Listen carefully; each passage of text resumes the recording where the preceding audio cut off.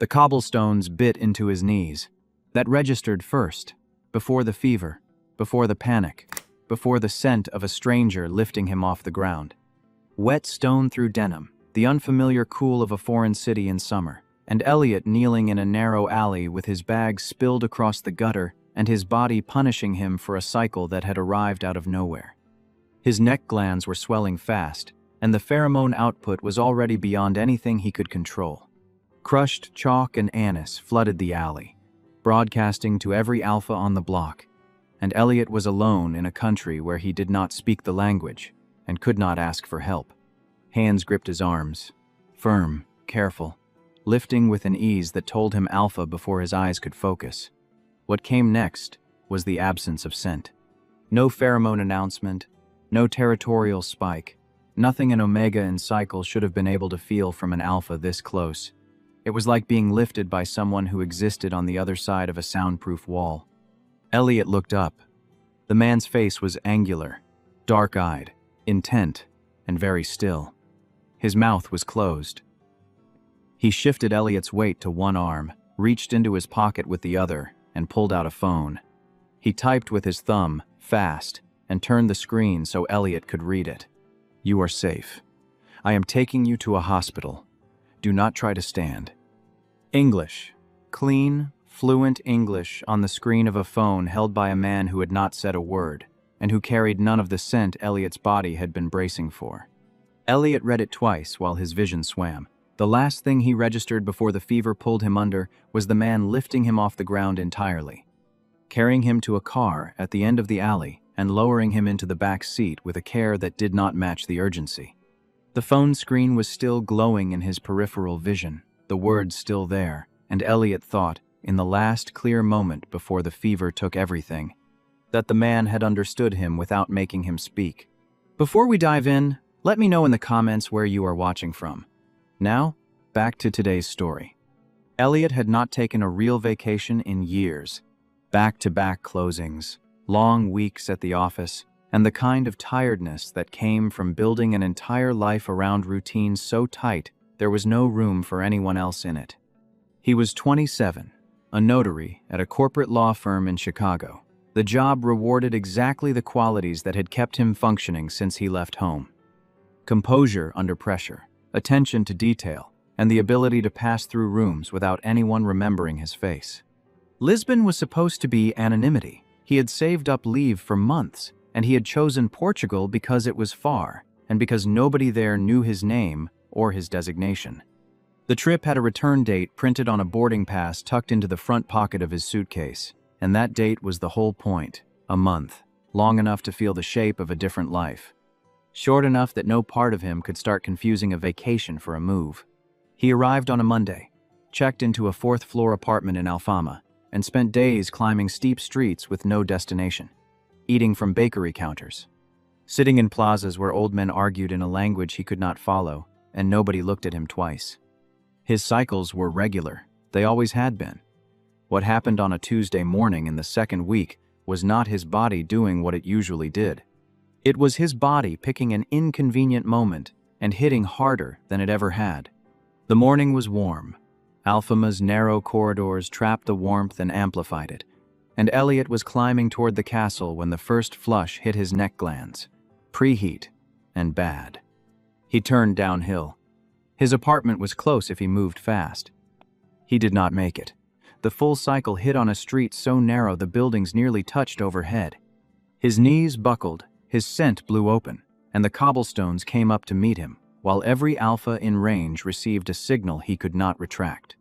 That was when the hands found him, the alpha with no scent, the face above him that did not speak, the phone screen with a message in perfect English that told him everything and nothing at the same time. The hospital room was small and white and smelled like disinfectant. Elliot surfaced from the fever in fragments, a fluorescent ceiling, an IV drip, a monitor beeping softly to his left. A plastic cup of water on the bedside table. The alpha was sitting in a chair against the far wall, phone in his lap. He was watching Elliot with the quiet focus of someone who had been watching for a while. The distance between them was deliberate. Elliot tried to sit up and the room tilted. He gripped the bed rail and breathed through it. The man held up his phone screen.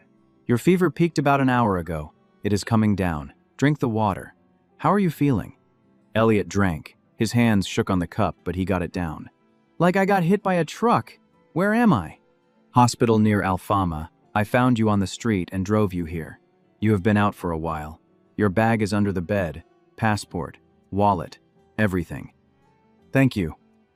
Elliot's voice came out scraped and thin. I'm Elliot. The man typed again. Dae-jun. Most people call me Dae. Are you American? How did you know? Your accent. You said thank you and it sounded like home. Where is home? Chicago. Elliot pushed himself up on one elbow despite the room swimming. You're kidding. I'm from Chicago. Dae's eyebrows went up. He typed fast. No way. What part? North side? You? South side. We came to the same alley in Lisbon to find out we grew up in the same city. Elliot laughed, which hurt, but he laughed anyway, and Dae's mouth pulled sideways, the kind of smile that comes from surprise rather than performance. For a moment, the fever and the strangeness of the situation fell away, and they were just two men from the same city, sharing the small, unlikely comedy of it. A nurse came in, a beta woman with silver-streaked hair and quick hands. She checked Elliot's temperature, his glands, his blood pressure, and adjusted the IV. She spoke to Dae in Portuguese, and Dae typed replies on his phone and turned the screen toward her. The exchange moved with the efficiency of two people, figuring out a system on the fly. Then she switched to English, her accent thick, but her words clear enough for Elliot. Your cycle came on fast. Sometimes the body does this without warning. We gave you an injection to slow the intensity, but shutting down an active cycle completely is not possible once it has peaked. So I ride it out, Elliot said. You need supervised care for the next few days. Someone to watch temperature and hydration. We can keep you here, but the designation ward fills up fast in summer, and frankly, you will be more comfortable recovering somewhere private. She paused. Is there anyone you can stay with? Someone who can check on you? Elliot looked at the ceiling. He was alone in a country where he did not speak the language. He had no one to call. Dae had already typed something on his phone. He held it up. I have a spare room. The door locks from inside. I will bring food and water and whatever you need. My glands are dormant. I cannot scent bond. I cannot rut. I cannot read a room by pheromone the way other alphas do. You will be safe. You are an alpha, Elliot said. I am in cycle. Dae met his eyes. Typed again. What my body is going to do with you in it is nothing, biologically. And whatever my brain wants to do about it, I can manage. The nurse looked between them. His glands are dormant, she confirmed.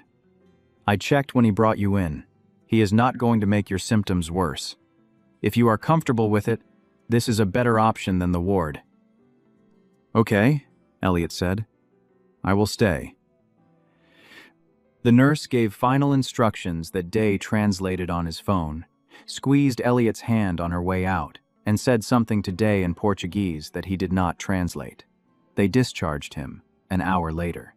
Dae pulled his car around to the entrance and drove them back to Alfama, through streets so narrow the mirrors nearly scraped the walls, and helped Elliot up a staircase to a third-floor apartment that smelled like coffee and clean laundry and the particular stillness of a place where one person lived quietly. The apartment was small, a living room with a desk and two monitors. Code paused mid-scroll on one of them.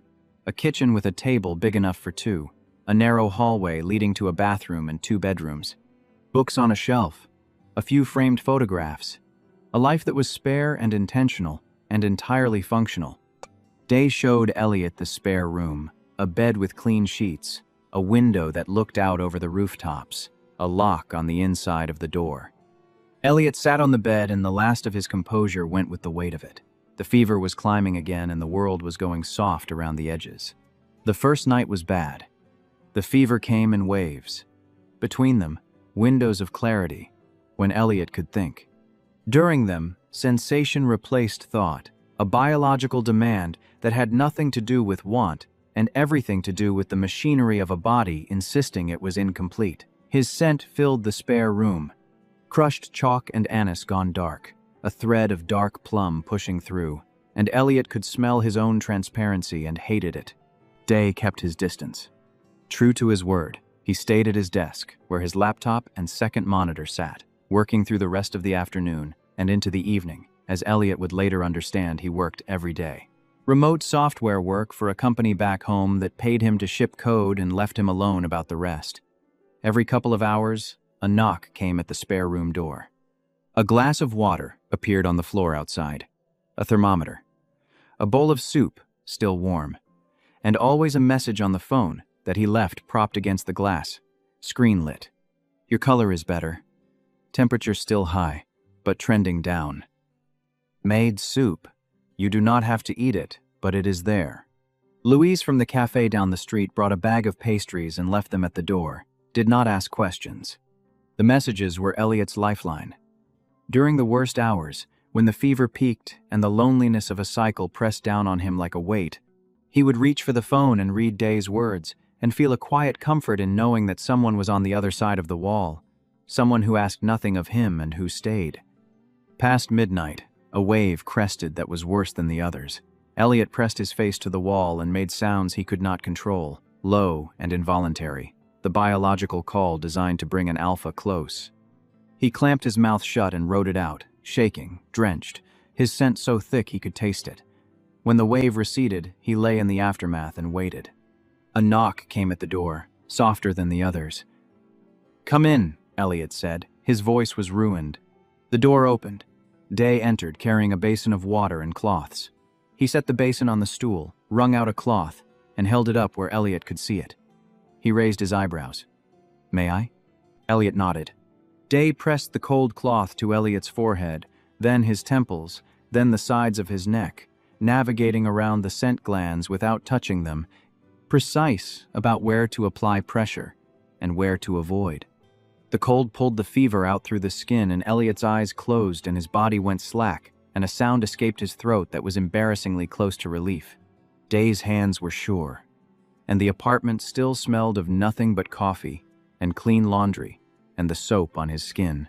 A man this close to an omega in cycle should have been giving off something, anything, and he was giving off nothing, and for the first time since Elliot had woken in the spare room, the absence stopped feeling strange and started feeling like shelter. Elliot opened his eyes. Day was kneeling beside the bed, cloth in hand, his own face carrying a sheen of sweat. Not from arousal, from the plain effort of a night spent wringing cold cloths in cold water and carrying them back and forth, doing the work of caregiving without any of the biological feedback that makes caregiving feel like anything to a functioning alpha. "Your hands," Elliot said. Day looked at his own knuckles, reddened from the cold water. He shrugged and typed one-handed. "They are fine." "They are not fine. How long have you been doing this?" "Since the fever started climbing." "A while." "That is not a while. You have been out there wringing cold cloths for me all night." Day did not respond to that. He folded the cloth, dipped it in the basin, wrung it again, and laid it across the back of Elliot's neck. Then he stood and moved toward the door. "Day." He stopped and turned. "Why are you doing this? You found a stranger on the street. You could have called an ambulance and been done with it." Day stood by the door for a moment. Then he sat on the floor, pulled out his phone, and typed. The message took a while. When he held up the screen, it was longer than anything he had written before. "You know what is strange? You have been in my apartment for 2 days, and you have not once asked why I type instead of speak. Everyone asks. Strangers ask in the first minute. Coworkers ask every time there is a new hire on the call. I have a paragraph I keep in my notes app that I copy and paste so I do not have to type it fresh each time. You are the first person in longer than I can remember who did not ask." Elliot read it. A laugh came out of him, short and real, and it hurt his ribs, but he did not care. "Oh, you're right. I guess it didn't even occur to me." Day's phone stayed in his lap. He was looking at Elliot with an expression. Elliot did not have the clarity to fully read, but the shape of it was close to wonder. He typed again. "That is why I am sitting on this floor wringing cold cloths for a stranger. Because you lifted something off me without knowing you were carrying it. The least I can do is hold a cold cloth to your neck while the fever breaks." Elliot read it twice. The fever was ebbing, leaving him wrung out, and the words on the screen landed somewhere that had no defense. "I really didn't notice," Elliot said. "You just seemed like a person who types. That was the whole thought." Day looked at the floor, then at the phone. Then he typed one line. That is the part that mattered. He stood and left the room. The door closed behind him. Elliot lay in the dark and listened to the sounds of Alfama settling into night. A guitar somewhere below. A bell in the distance. The faint click of Day typing at his laptop through the wall, the sound of another person awake and close by, the only thing that kept the loneliness from swallowing him whole. Elliot pressed the cold cloth to his own neck and breathed the clean air of a room where no alpha was advertising anything. And he did not sleep, but he did not feel alone either. By the second morning, the fever had broken to a simmer. Elliot woke to pale light through the high windows and the smell of coffee and bread. His body ached in the deep cellular way that followed a cycle peak, but his mind was clear. He found the kitchen door open. A small table held a coffee pot, bread, cheese, and a jar of jam. Day was at his desk across the room, headphones pushed back off his ears, typing something between meetings. He looked up when Elliot appeared and held up his phone, a message already composed. "Morning. Coffee is fresh. Bread is from the bakery up the street. I checked your temperature around dawn while you were asleep. No contact, just a reader from across the room." "You had a reader?" "Infrared forehead thermometer. Works from a few feet away. I keep one in the first aid kit for the same reason I keep a pulse oximeter and a blood pressure cuff. When you live alone and your body is a thing that decided to stop cooperating, you learn to monitor yourself." Elliot sat at the table and poured coffee. Strong, dark, a relief on the tongue. They established something over the next day that was not quite a routine and not quite a friendship, but lived in the space between. Day worked at his laptop. Elliot sat at the table or on the couch, depending on what his body would allow. Day left the phone between them on the desk when he was working, and the screen lit up every few minutes with a new message. "I am on a call for the next 30 minutes. If you need anything, tap the desk twice. Your bag is by the door, passport, wallet, everything is there. The doctor says you are through the worst. Probably another day of low-grade stuff, and then you will be clear." Elliot learned things about Day in pieces. He was 30. He had moved to Lisbon when he was 24, and had been here ever since. The gland disorder had been the first sign that something was off, back when he was 17. The glands had flared painfully for a year, then begun to shut down, and the voice had gone with them in a slower, stranger process that the specialists had not been able to reverse. By the time he was 23, the transition was complete, glands dormant and vocal cords producing nothing louder than an unvoiced breath. He told Elliot this at the kitchen table on the second afternoon, typing while they drank coffee, the tone of someone who had carried this information for over a decade and learned to deliver it without flinching. "Back home, I was the disabled son. My aunts lowered their voices when I walked in. My cousins asked my mother in front of me whether I could still understand English, because apparently, if you cannot speak, other people assume the rest goes too. At family dinners, someone always explained the obvious to me, slowly, and I would type a polite response and watch them read it twice, as if the words on a phone screen were harder than spoken ones. I left, because I could not stand being pitied by one more relative in one more kitchen. Here, I am a foreigner. People see a 30-year-old guy who does not speak Portuguese, and they shrug, and they point at menus, and they treat me with mild impatience. And that impatience is the best thing that has ever happened to me. Nobody here thinks I am broken. They think I am foreign. Foreign I can live with." Elliot read the message and sat with it for a long time. Then he answered, out loud, because he could. "I left home at 21. My family had decided who I should bond with, and I did not want to be decided for. I chose Lisbon for the same reason you did. Nobody here knows what I am. Nobody here has an opinion about what I should do with it. You came because nobody here treats you like less. I came for a month of the same thing. We ran from the same shape and ended up on the same street. Day read his face instead of typing. Whatever he saw there made him close his eyes for a second, and when he opened them again, he typed, simply, that same shape was right. They ate breakfast together after that. Every morning, at the small table with coffee and bread. Day read news on his phone. Elliot read a battered English paperback someone had left behind on Day's shelf. The silence was filled with the sound of pages turning and coffee being poured and the neighborhood waking up around them. In the afternoons, Day worked. Elliot wandered Lisbon, though the wanderings grew shorter as the days passed, because the streets kept leading him back to Alfama, back to Day's place where a man typed code with one hand and answered Elliot's questions with the other. One afternoon, Day was debugging something that had been frustrating him since morning, and Elliot sat close enough to watch the screen fill with a pattern of indentation and color that meant nothing to him. "You like this," Elliot said. Day looked up, held up his hands, and shrugged. Then he typed. "I like that a computer does not care if I talk. I type an instruction, the machine runs it. The machine tells me whether the instruction was right. No one asks me to repeat myself. No one suggests I should have taken a speech therapy class. The work and I have an understanding. That is not a small thing." Day read his face again, and the corner of his mouth lifted, as close to a smile as his face got when it was serious. He tapped his own chest, once, over his heart. Agreement. The tension beats came without warning, rising through the ordinary. The first happened on a staircase between buildings.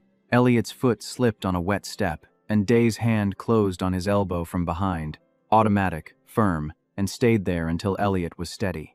They stood on the stairs with Day's hand on Elliot's arm and the warmth of skin traveling through fabric into gland.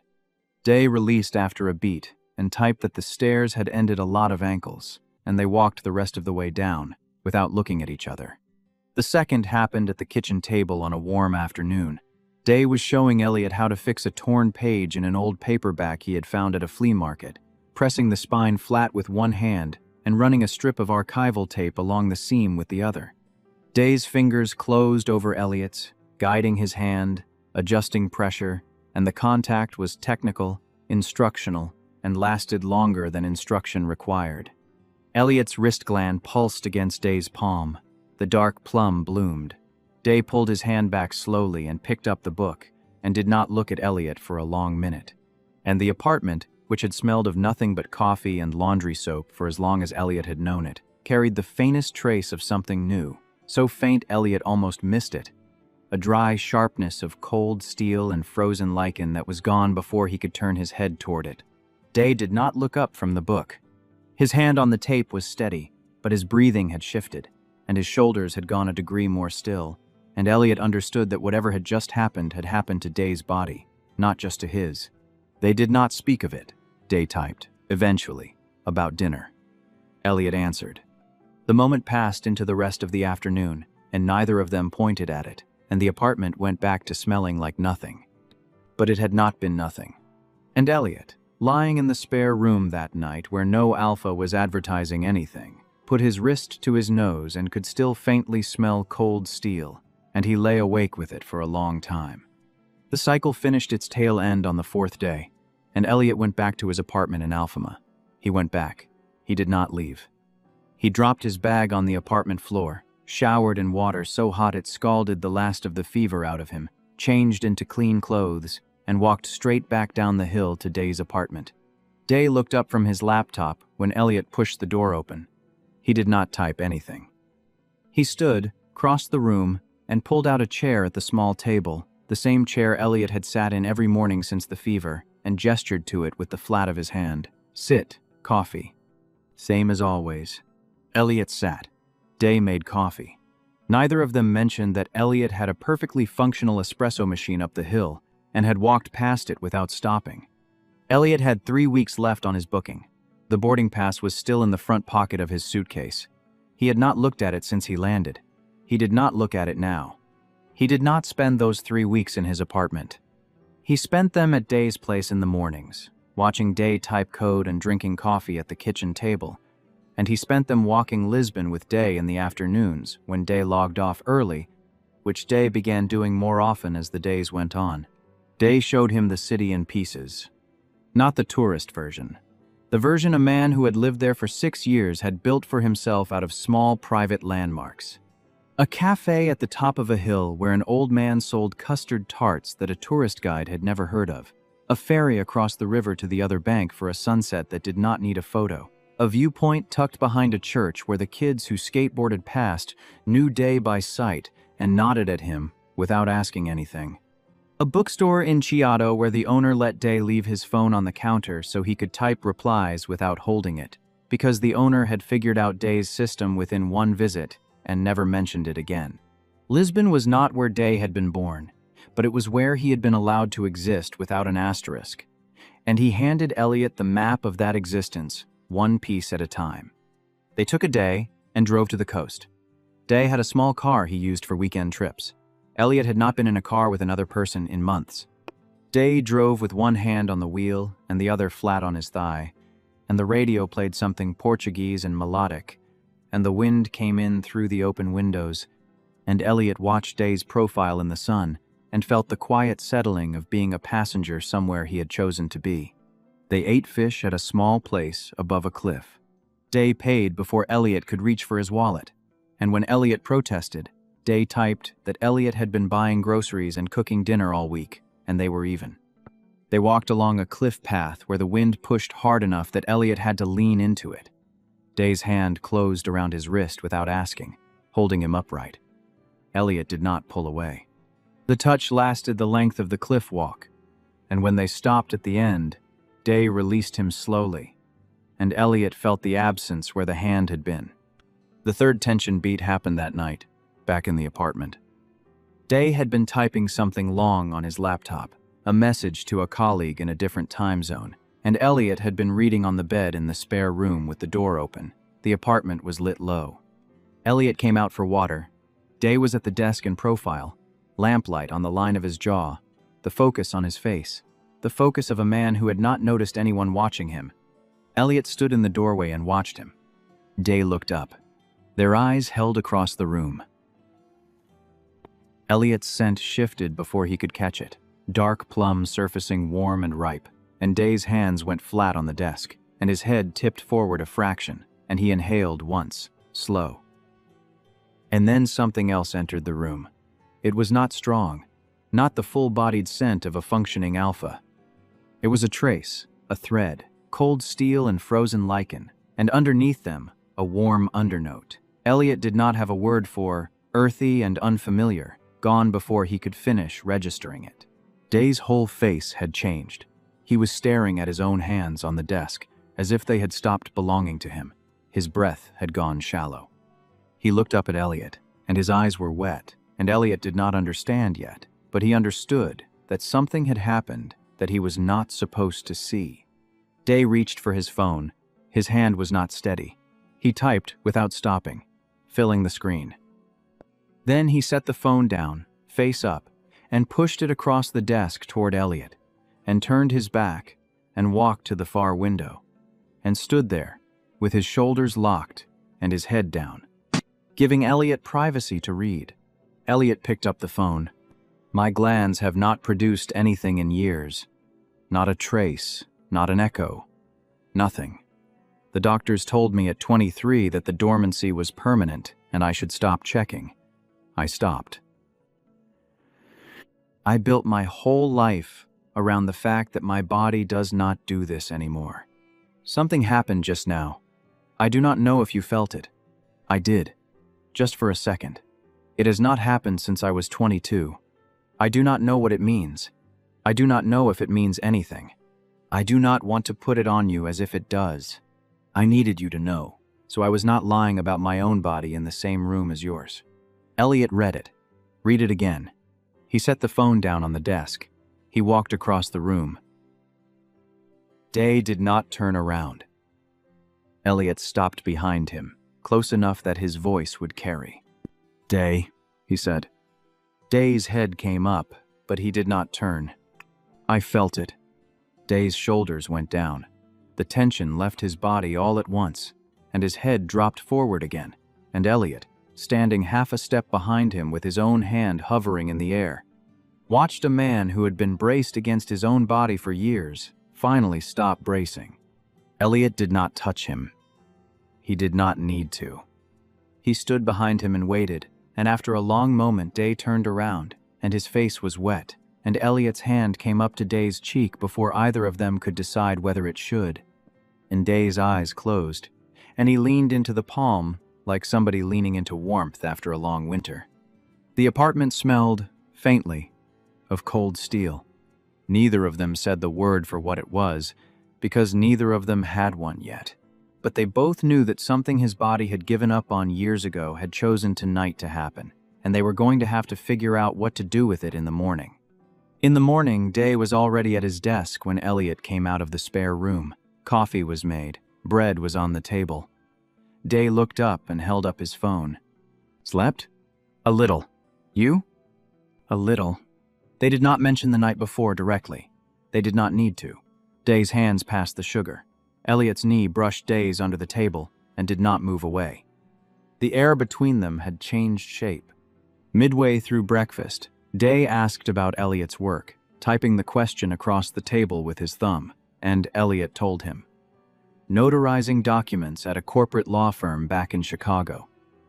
Closings, filings, the quiet monotony of a desk in an office where nobody asked him anything personal, and nobody noticed when he left for the day. He had not talked about his own work to another person in years, and by the time the coffee was cold, Elliot realized that nobody had asked him real questions about his days in longer than he wanted to count. Day typed back about the software work, a back-end team at a company also headquartered in Chicago. A manager who had accepted the written communication accommodation in a single email and had never brought it up again, a job that let him ship code and stay invisible and be paid well for both. They were mapping each other out, building one of those slow accumulations in which there was no reason to rush and no reason to perform and no reason to withhold.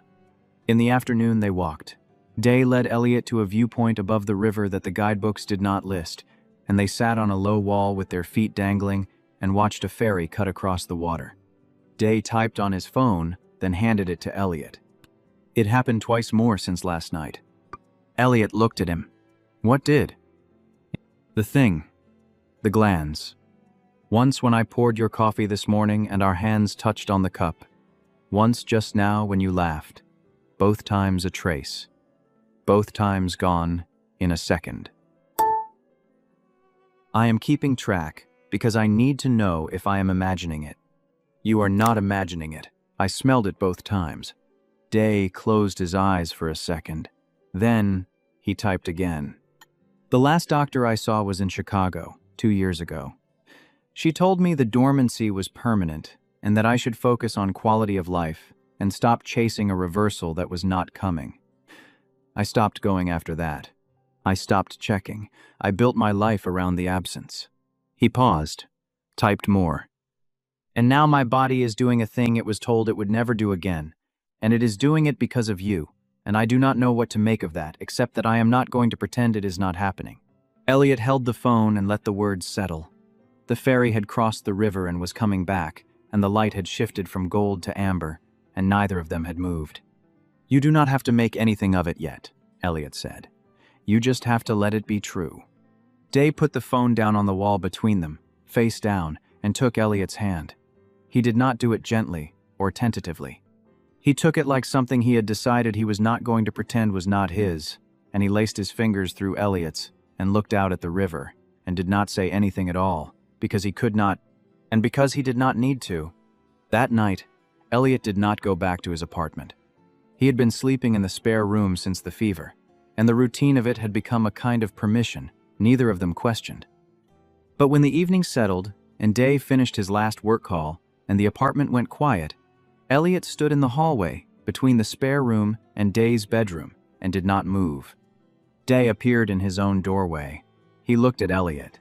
He typed, "Stay." One word. Elliot crossed the hallway. They did not sleep together, not in the way that phrase usually means, because Elliot was conscious of pushing Day's newly waking body faster than it could handle. and Day was conscious of the same thing from the other direction. They slept in the same bed.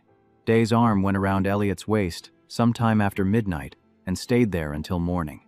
The scent in the room when they woke was faint but unmistakable, cold steel and frozen lichen, and a warm undernote Elliot was beginning to know was roasted barley, threading quietly through his own crushed chalk and dark plum. For the first time, in longer than Day could remember, his body had produced something at night without him. They lay there in the early light, and neither of them spoke, and the silence had the quality of a room where someone has just said something important without using words. Elliot did not look at the boarding pass in the front pocket of his suitcase. He did not look at his calendar. He knew the date. He had known the date when he booked the flight, and he had known it every day since, and he had not mentioned it today, because mentioning it felt like putting a clock on a room that was finally quiet. He should have mentioned it. They had 10 days left when he finally did. They were eating dinner at the table in the apartment, plates of pasta, and a cheap red wine from the corner store, and Day was typing something funny about his manager's inability to open a shared document. And Elliot set down his fork and said, "My flight is in 10 days. Day looked up from his phone. "I booked the trip for a month," Elliot said. "That is what it was. A vacation. I have been here almost 3 weeks, and my boarding pass is in my suitcase, and I leave on a Thursday, and I have not said it out loud because I did not want to say it out loud. I am saying it now because I do not want you to find out, because you watched me pack." Day set the phone down. He looked at Elliot for a long beat, and the apartment was very quiet, and Elliot could hear the fridge humming and the sound of someone's television down the alley. Then Day reached for the phone and typed, "I knew the trip was a month. I watched you not look at your suitcase for 3 weeks. I was hoping you would bring it up first. I was going to bring it up last night, and then we sat on that wall and looked at the river, and I lost my nerve. I lost mine every night. I know. I have to go back, Day. My leave ends the week after I land. The firm expects me at my desk. It is not flexible, and it has been in my calendar since before I came here. There is no version of this where I stay. I know that too." "Then what do we do?" Day looked at his phone for a long moment before he typed. When he held the screen up, his handwriting on the touch screen had slowed, the careful slowness of a man choosing his words, one at a time. "I do not know yet. I know I am not going to ask you to stay, because the trip was never supposed to be a move. And asking you to turn it into one would be asking you to give up the shape of your own life, because my body is doing something it did not used to do. I am not going to do that to you. I love you too much for that." Elliot's hand came up to his mouth. Day was still typing. "I am not saying goodbye. I am saying the next 10 days are the 10 days, and then you are going to get on a plane, and I am going to sit in this apartment, and we are going to figure out what comes after that, one day at a time. I do not know what it looks like. I know I am not letting go of you because of a calendar. I do not want to leave. I know. I mean it. Day, I do not want to leave. I know. I do not want you to leave. We are going to leave anyway, because sometimes the thing you want and the thing you have to do are in different rooms, and we are 2 grown men who have spent our adult lives learning to walk between rooms." Elliot put his face in his hands. Day waited. After a long moment, Elliot looked up. 10 days, he said. 10 days. The 10 days were the cruelest of Elliot's adult life, and they were also the best 10 days his adult life had ever held. And trying to hold both of those truths in one chest made him feel like a man carrying a full glass of water up a staircase without spilling it. They did everything. Day took him to a tiny restaurant up a side street that served only one dish and served it without a menu, and they ate in silence at a 2-person table pressed against a wall while the cook sang to himself in the kitchen. Day drove him out of the city one last time to a beach where the wind made it impossible to talk and where they did not need to. And Elliot stood with Day's arms around him from behind and watched the Atlantic do what Atlantics always do, and thought about the same water hitting different coasts on different sides of the same planet. They went to a bookstore in Chiado where the owner knew Day by sight and let him leave his phone on the counter while he typed. And Day bought Elliot a battered Portuguese poetry collection and typed that Elliot did not need to read Portuguese to understand it, which turned out to be true. They did not sleep apart for any of those 10 days. Day's apartment was small, and the bed was narrower than either of them would have chosen, and they did not care. They slept tangled, because the alternative was lying awake, counting how many nights they had left to be tangled, and neither of them had the math for that. On the 5th night, Day's glands gave off the strongest trace they had given off yet. They had been lying in the dark, Day's face pressed into Elliot's neck, not talking because the dark made words unnecessary, and the scent bloomed around them in the bedroom. Cold steel and frozen lichen and roasted barley, gone warmer than Elliot had smelled before, threading through his own in the enclosed space of the bed until the whole room smelled like neither of them alone. Elliot pressed his wrist to Day's wrist and breathed it in, and did not move until morning. On the 7th day, Elliot said the thing he had been circling since the conversation at the kitchen table. He said it in the afternoon, on the cliff path where they had walked once before, with the wind pulling the words out of his mouth almost before he could get them out. "Come with me." Day stopped walking. Elliot turned to face him. "Not now. Not next week. But eventually. When you are ready, pack up the apartment, pack the laptop, get on a plane, and come. I am not asking you to decide today. I am asking you to consider it. I am asking you to know that the door is open on my side, whenever you are ready to walk through it." Day pulled out his phone. His fingers fumbled the screen before finding the keys. He typed for a long time, his back to the wind, and when he turned the screen toward Elliot, the message was short. "I will think about it. That is all I am asking." Day put the phone in his pocket and took Elliot's face in both hands and pressed his forehead to Elliot's. And they stood on the cliff path with the wind pushing them from the same side. And Elliot understood that an answer had been given, even if the words for it had not arrived yet. On the 10th morning, Elliot packed. He did it in Day's apartment, because he had effectively been living there for the second half of the month, and his suitcase was half full of things he had bought in Lisbon and did not remember buying. A coffee cup from a market stall, the poetry book from Chiato, the paperback he had finished reading in the spare room on the 3rd day. A smooth riverstone Day had picked up on the beach and handed to him without explaining. Day sat on the edge of the bed and watched him pack. He was not typing. He was not trying to make this easier. He was sitting there with his hands in his lap and his eyes on the floor, and that was the thing that almost broke Elliot, because Day was a man who always had something to type. And his hands still in his lap meant that he had run out of words in the language he had left. Elliot closed the suitcase. He sat down on the bed next to Day. "Hey." Day looked up. "Come here." Day came. Elliot took Day's face in his hands as Day had taken his on the cliff path, and he kissed him. And the kiss tasted like coffee and salt and a morning that neither of them wanted to be the morning it was. When they broke apart, Elliot pressed his mouth to Day's forehead and held it there. "You are not losing me," Elliot said. "I am getting on a plane. That is all. I am not disappearing. I am getting on a plane." Day nodded against his mouth. Elliot took the suitcase downstairs. Louis from the cafe was opening up down the street and saw him coming out with the suitcase and said something in Portuguese that Elliot did not understand. But the tone was the tone of a man saying goodbye to somebody he had gotten used to seeing. Elliot waved. Louise waved back. Day walked Elliot to the taxi stand at the top of the hill. The hill was steep. Neither of them said anything on the way up.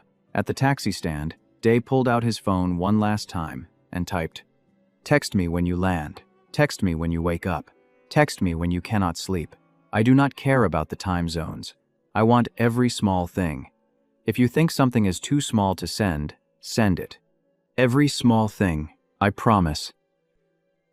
Day put the phone away and took Elliot's face in both hands again and kissed him, and in the middle of the kiss, he made the unvoiced shape of a word against Elliot's mouth, the ghost of a syllable that Elliot felt more than heard. Then the taxi pulled up, and the driver popped the trunk, and Elliot put his suitcase in and got in the back seat, and the door closed, and the taxi pulled away. And Elliot turned around in the back seat and watched Day watching him go until the taxi turned a corner, and Day was gone. The flight was long. Elliot stayed awake for all of it. His apartment in Chicago was the shape he had left it, which was to say, functional, clean, and bare, in the specific way of somebody who had never expected the word home to apply. He unpacked. He put the poetry book on a shelf and the coffee cup in the kitchen and the river stone on his bedside table. He stood in the middle of his living room at 2 p.m. local time, jet-lagged and hollow, and he texted Day. Landed. Everything is the same here. I am not the same here. I will write you tonight when I can do it properly. The reply came within a minute. I am glad you are safe. Take the day. I am not going anywhere. That night, Elliot sat at his kitchen table and typed a long message to Day on his phone. And then he deleted it.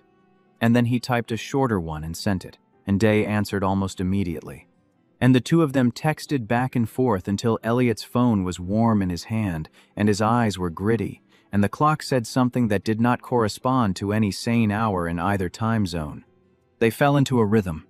Mornings in Chicago, late evenings in Lisbon, late nights in Chicago, early mornings in Lisbon. There were always 4 or 5 hours of overlap where both of them were awake, and they spent those hours in constant contact. Day would type what he had done that day. Elliot would type what he had done that day. Small things, the shape of Louise wrapping 2 pastries instead of 1 at the bakery without being asked. The shape of Elliot's coffee tasting wrong in a kitchen he had not changed since he left for Lisbon. Day's manager asking him, gently, in a direct message, whether he was okay, because his typing rhythm had changed. Elliot's client in a conference room crying over a wrong middle initial on a birth certificate. By the second week, the texts had grown teeth. I miss you was a phrase that showed up in both directions so often they both started adding qualifiers to it to keep it from going numb. I miss you at breakfast. I miss you at the corner of the desk. I miss you on the cliff path. I miss you in the shape of my empty bed. By the third week, Day sent a voice note. Not his voice, an audio recording of his apartment, short. Just the sound of him typing at his laptop and the neighborhood outside the open window, a scooter passing. Somebody's grandmother yelling at a grandchild in Portuguese, a church bell, and the soft click of Day typing. Elliot played it over and over, sitting on the edge of his bathtub with his face in his free hand. That night, Elliot wrote back, I need to tell you something. I am not asking for an answer. I am telling you, so you know the thing is on the table. I love you. I have loved you since the night you handed me a phone and did not make me explain myself. I have loved you more every day since. I am going to keep loving you whether you get on a plane or not, whether you come to Chicago or not, whether we figure out a way to do this or not. I wanted you to know that the love is not contingent. It is just there. It is going to keep being there. I am not trying to move you. I am telling you the state of things. Day's reply came hours later, which meant he had waited until morning in Lisbon to write it, which meant he had needed to sit with it before answering. I love you too. I have loved you since you said, okay, and drank your water. I have been holding it in my chest because I did not want to put it into text until I was sure I could hold it there permanently. I am sure now. I have been sure for a while. I am coming. Elliot stared at those words until he was sure he had read them correctly. I am coming to you. I have been thinking about it since the cliff path. I thought about it for the whole 10 days and the whole 3 weeks since, and the answer has been the same every time I asked myself the question. I am packing up the apartment. I am packing the laptop. I am getting on a plane. The work I do can be done from anywhere. The life I built here was a life I built because it was the only place that let me exist without being pitied, and the fact that I built it here instead of there was an accident of geography. I can build the same life next to you. I want to build the same life next to you. Give me 3 weeks to close up. The landlord needs notice, and I want to say goodbye to Louise properly, because he has wrapped 2 pastries for me every morning since you left, and he has never once asked why. 3 weeks, then I am coming. Elliot read the message until the words stopped rearranging themselves. He wrote back, 3 weeks. I will be at the airport. The 3 weeks were the second hardest of Elliot's adult life, beaten only by the 10 days before he left Lisbon, but they had a shape now, and the shape was forward motion. He told his firm he was back and ready for work. His manager accepted it without fuss. He cleaned the apartment. He bought a proper coffee pot, the kind Day had used in the apartment, and he set it up on the kitchen counter and made coffee for himself and thought about the mornings he was going to have. Day sent updates. "The apartment is half packed," the landlord cried, which I did not expect. "The bookstore owner in Chiato gave me a bottle of wine and told me I was not allowed to leave without a forwarding address. Louise made me promise to send pictures of the new bakery I find, because apparently there has to be a new bakery, and apparently it is on me to find it. The plane ticket is booked. I land on the 14th. Terminal 5.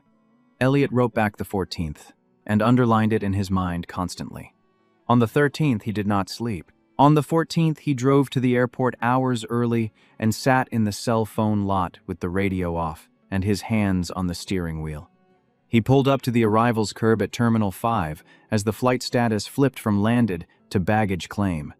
He parked. He walked in.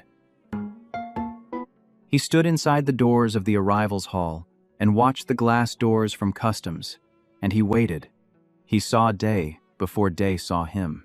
Day came through the doors pulling a single suitcase, his laptop bag over his shoulder, and he was scanning the arrivals crowd with the quiet focus of a man who had spent 6 years in a country where he did not have to explain himself, and was now arriving in a country where explanations were going to be required again. And then his eyes found Elliot, and his whole expression broke open into the look Elliot had spent 3 weeks trying to remember accurately, and had failed. Elliot did not move.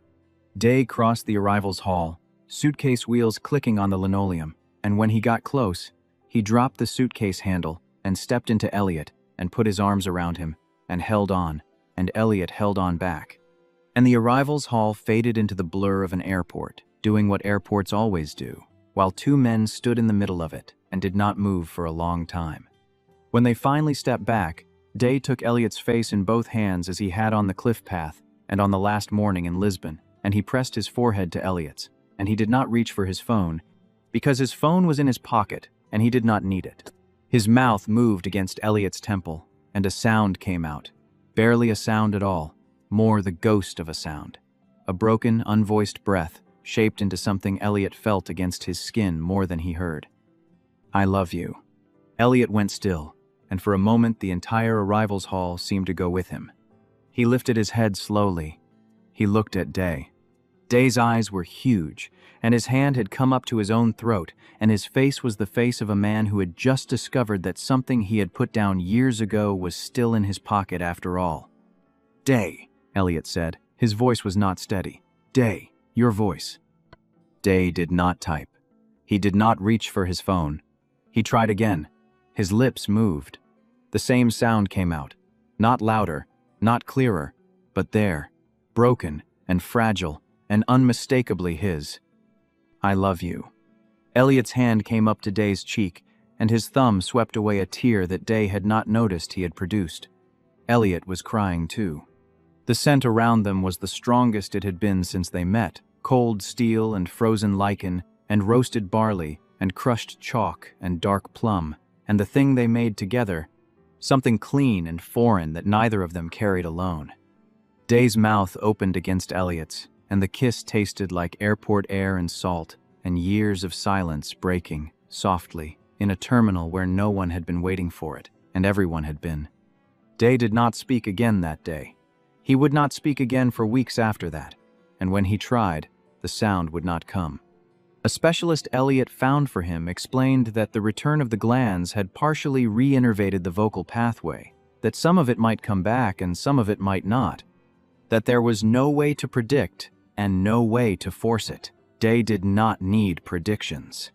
He had said the one thing he needed his voice to say on the day he landed, in an arrivals hall, to the person who had never asked him why he typed. They built a life. Day moved into Elliot's apartment, which stopped looking bare within a week of Day unpacking.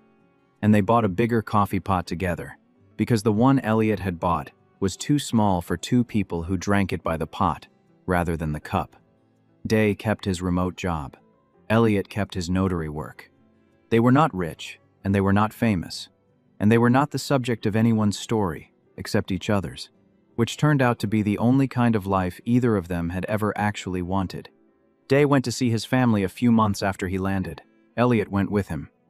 The parents who had once pitied him watched their son come through their front door with another man's hand in his and a small smile on his face, and they cried, not out of guilt, and not out of the old familiar sorrow, but out of the plain relief of parents who had spent years picturing their son's life and being wrong about it, and who had finally been given the real picture and found it better than the one they had imagined. The gland output kept climbing, slowly. By the end of that first year, it had risen well past where the specialist had expected and was still going. Day's scent was not what it had been when he was 18, and it was never going to be, but it was something, and it was his, and it was enough. On a winter night, months into their life together, they were curled on the couch in the apartment they now shared. A blanket pulled over both of them, and the window cracked open to let in the sound of wind on the glass. Elliot had his head on Day's shoulder. Day had his arm around Elliot's waist. The apartment was dim and warm, and a mug of tea was cooling on the floor next to the couch, and neither of them was saying anything because they did not need to. Day's mouth moved against Elliot's temple. "I love you." It was still the ghost of a sound. It was still broken. It was still the only 3 words his voice had learned to make again, and he used them now, as other people used the words that came easily, without thinking. Between sips of tea in a dim room in a city where they had chosen to belong to each other. Elliot turned his face into Day's neck, where the gland that had come back lived under the skin, and he breathed the scent of cold steel and lichen grown warm from a body that had remembered how to speak in the only language it had left, and he said it back. The end.